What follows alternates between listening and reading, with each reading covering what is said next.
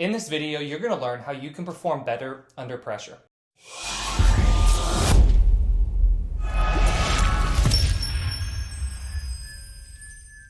Hey there, I'm Eli Straw, mental performance coach and founder of SuccessStartsWithin.com.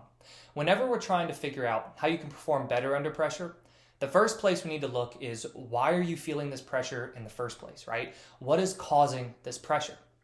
Whenever you ask yourself that question, it's going to really show you what you're focusing on. Now, what you're focusing on is really the cause of you feeling this pressure. Now, here's an example. Let's say you're a basketball player and there is 30 seconds left in the game.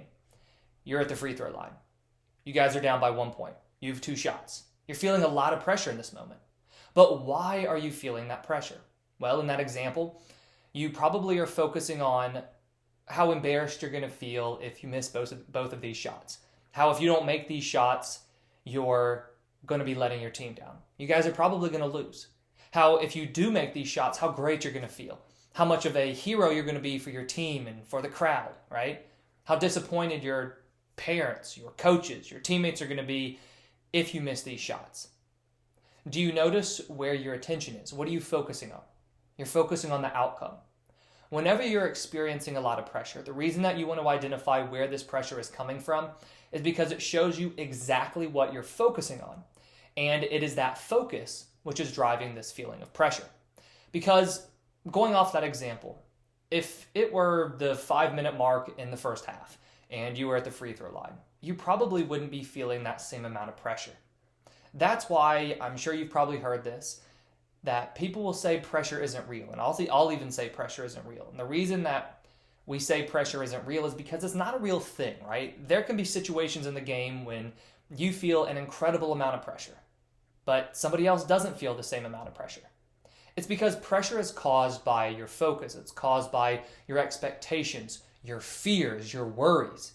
When you're feeling a lot of pressure, it's usually because you're worried about the consequences of that play or of that game or of that situation. So how can you handle this, right? Because it's good to know what's driving this pressure, but how can you fix this? Well, identifying what's driving pressure, it helps to realize that it's your focus that can also solve this problem. Now, we don't want to dive right into focus. So there's obviously some things that you can do just from a breathing standpoint to help yourself calm down under pressure, because that's really the goal, right? The goal whenever you're experiencing pressure is to get yourself to calm down, to be able to approach this situation just like you do any other time during the game. Now, what you can do to slow your heart rate down and to really calm yourself down is to focus on taking some deep breaths in that moment. The example of the basketball player is a really great one because right before she takes the shot, she could take a few deep breaths, really calm herself down. If you're a tennis player, right before a serve, take some deep breaths. If you're a baseball player, right before you go up to bat, take some deep breaths. Right before you throw that pitch, take some deep breaths. Whenever you're feeling pressure, if you just immediately turn to your breath and take some deep breaths, that's going to help you just calm yourself down and help reduce those feelings of nerves and anxiety that you're experiencing right there. But then after you do that, we really want to take this idea of where you're placing your focus and we want to use it to your advantage rather than have it continue to drive more pressure. So what can we do?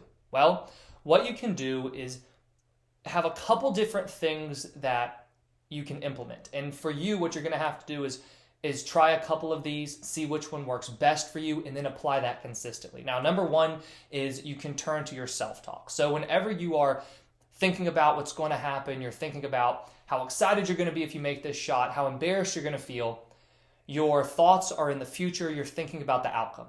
So you want to bring your attention back onto yourself, and you can use some self-talk statements to do that. Some self-talk statements can be, we can use that basketball player example again. I know I'm going to make this shot. I trust in my shot. I know that I'm a great shooter. I'm so excited to have this opportunity. This is my time. Focus on the basket. What you're doing when you start to take control of your self-talk is you're taking control of your focus. You're making sure that your focus is no longer on the outcome, on external distractions, and you're really bringing it back onto yourself. Another thing that you can do is really focus on the process in that moment. So let's use another example. Let's say that you are a tennis player and you're feeling a lot of pressure for a serve that you're about to do. In that moment, instead of worrying about missing the serve, which a lot of times that's kind of where your thoughts are going to be in that moment. I can't miss this. I can't mess up. We want to turn your attention onto the process. So for you, you probably have some kind of routine that you do before the serve. And obviously, unless you're a tennis player, you're not going to be serving. So for whatever you do in your sport, you're probably going to have some kind of routine that you do. What you want to do in that moment where you're feeling pressure is really turn yourself onto that routine. Turn onto the process. So for the example with the tennis player, maybe she makes sure her foot is aligned with the line. She bounces the ball 3 times. She takes a breath. She throws the ball up, gets her timing, and then she hits it, right? She makes sure that she watches the ball hit the racket.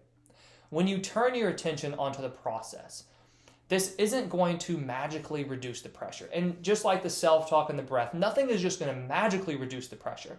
What we are doing is we are working to take your attention off of the outcomes and the expectations and the worries that are driving the pressure and making it worse, right? So we are trying to bring your attention more into the present moment so that way you can just allow yourself to play, right?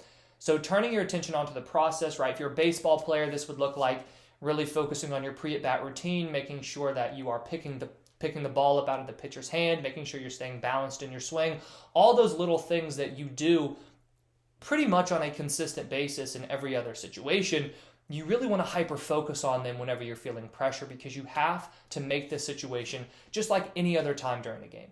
So for you, if you are struggling performing under pressure, I really encourage you, number one, to take yourself some deep breaths, right? Really try to calm yourself down in that moment. And then you want to turn your attention either onto some self-talk or onto some process kind of targets and objectives and cues that you can use to take your attention off of these outcomes, off of these expectations, and bring them on to yourself. Thank you for watching, and I wish you the best of success in all that you do.